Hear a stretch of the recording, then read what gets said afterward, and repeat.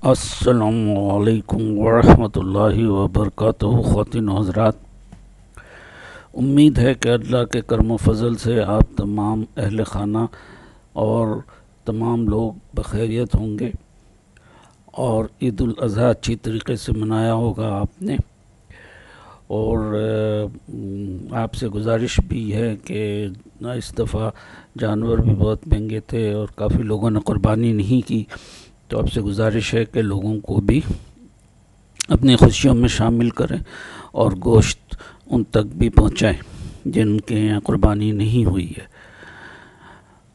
अब मैं आपको एक वीडियो दिखा रहा हूँ, मगर उससे पहले आपसे गुजारिश करूँगा कि अगर अब तक आपने मैक टीवी सब्सक्राइब नहीं किया हुआ है तो मैक टीवी का मेज़बान आपसे गुजारिश करता है कि आप इस चैनल को ज़रूर सब्सक्राइब करें, वीडियो अच्छी लगे तो लाइक करें और शेयर करें।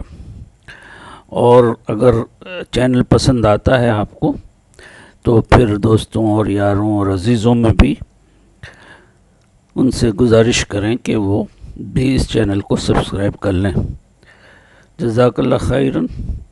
अब कराची में इस बकरीद से पहले ही काफ़ी बारिशें शुरू हो गई थी और काफ़ी तेज़ बारिशें होती रही हैं पूरी बकरीद तक। यानी कल आज मुर्खा 12 तारीख़ है तो 11 से बारिशें अभी बंद हुई हैं, तो वरना वक्फे से काफ़ी बारिशें हो रही थी, जिसकी वजह से लोग बहुत परेशान थे। कराची का कोई हिस्सा ऐसा नहीं है जो कि इस बारिश से परेशान ना हुआ हो। और ये कि खा वो DHA हो या नाज़माबाद हो या कोई और इलाक़ा हो, वो तो अपनी जगह चलो, वहाँ कुछ अच्छे लोग और साहिब हैसियत लोग रहते हैं, वो अपना बंदोबस्त भी कर लेंगे और कर रहे हैं। मगर ज़रा सोचिए उन गरीबों का, उन झुग्गी वालों का और उन पेशावर मज़दूरों का जो रोज़ाना कमाते हैं और आके किसी खोली में या अपनी फैमिली भी रखते हैं तो छोटी सी लो लाइंग एरिया में कोई झोंपड़ी होती है उसके अंदर। अब आप अंदाज़ा लगाएं कि उनके साथ क्या प्रॉब्लम हो रही होगी और वो कितनी तकलीफ़ में होंगे।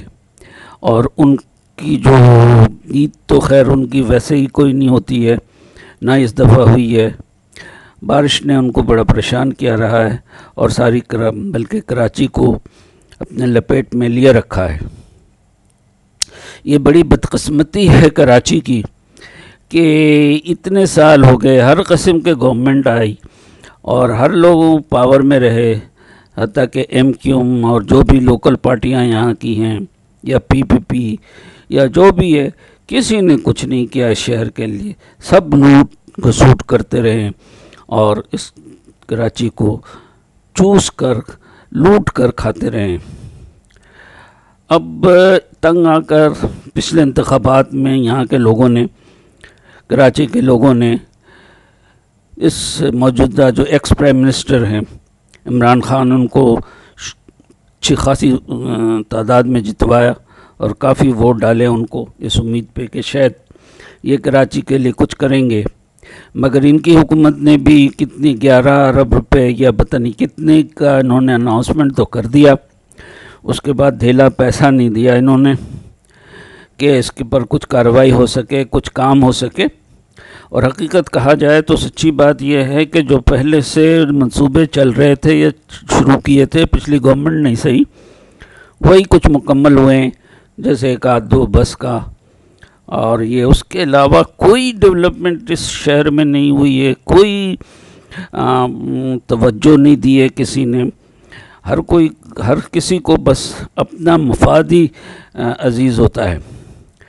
तो अब ये देखें, अस्करी 3 है कराची कैंट का, ये वाला इलाका भी, ये भी वैसे ही डूबा हुआ है। ये नहीं कि कोई कराची कैंट या अस्करी कैंट या मलिर कैंट या इस तरह कुछ बहुत ज़्यादा बचत हुई हो या इनके पास कोई स्पेशल इक्विपमेंट है, मगर फिर भी कुछ ना कुछ ये है कि बेहतर अरेंजमेंट होती है इनके पास, हर वक्त हरदम तैयार रहते हैं, तो इसलिए ज़रा कम इनके नुकसानात होते हैं, पानी कम होता है।